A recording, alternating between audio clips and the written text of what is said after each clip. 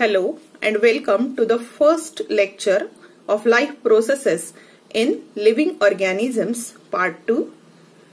In part first, you studied the respiration, the life process which is need for the energy production, and again you studied the cell division in detail. There are two types of cell division, mitosis and meiosis.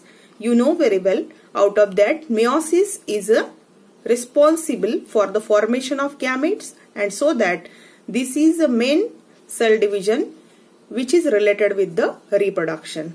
Then see, in this chapter we are going to study reproduction, two types, that is asexual and sexual reproduction, again reproduction and modern technology, then reproductive health and population explosion. See one by one. First of all, you see this is the diagram that is given in your textbook, that is 3.1. Some important life processes that are shown in this picture. You have to identify that which life process it is shown in this. See, this is a first picture, that is A. What did you see in this picture? Picture A. It is a vegetative propagation through which there is a formation of new plant body through the roots.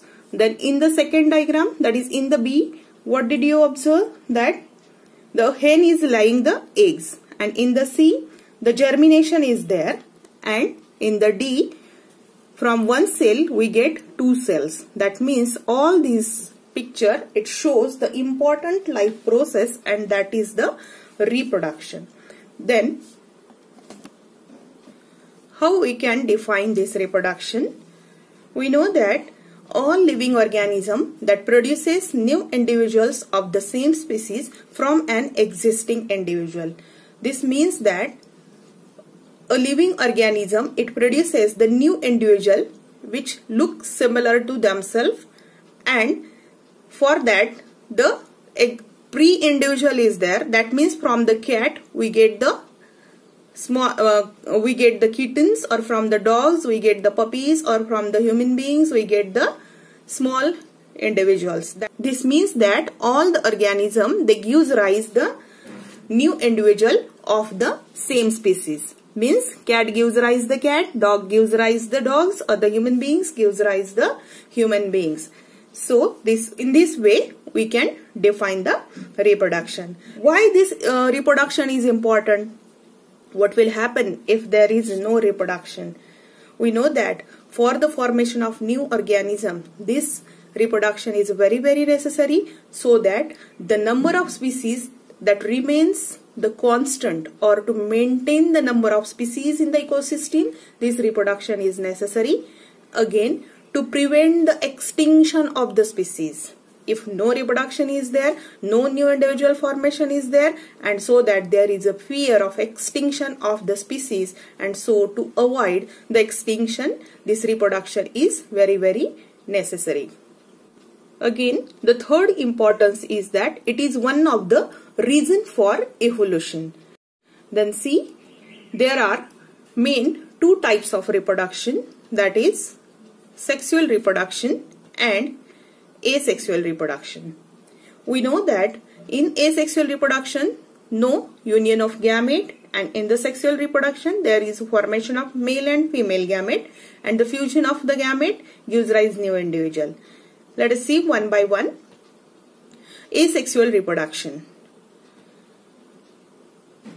The definition for the asexual reproduction is the production of offsprings by a single individual without the involving of gametes. It is called asexual reproduction.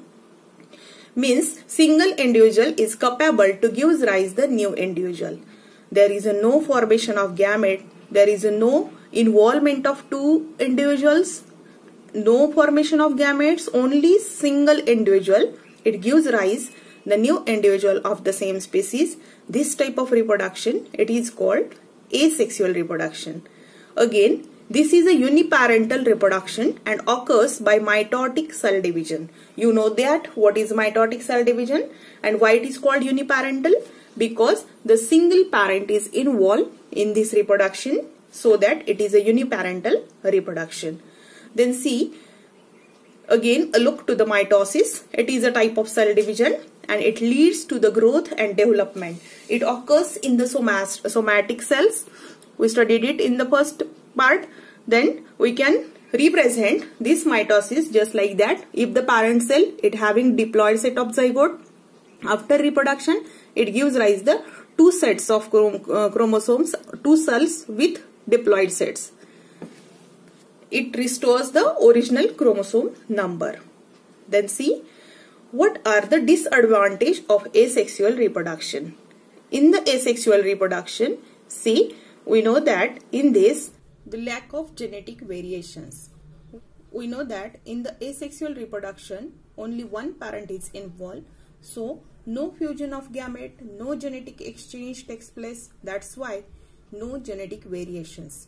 The offsprings that look exactly similar to their parents. So, no chances of variations. But what is the advantage of asexual method of reproduction? It is a rapid process of reproduction. It takes less time as compared to the sexual reproduction. So, the number of organisms increases within less time. So, it is a rapid process of reproduction. It is a great advantage of this asexual reproduction. If you like my video, please like, share and subscribe it and press the bell icon to get the notifications of next video. Thank you.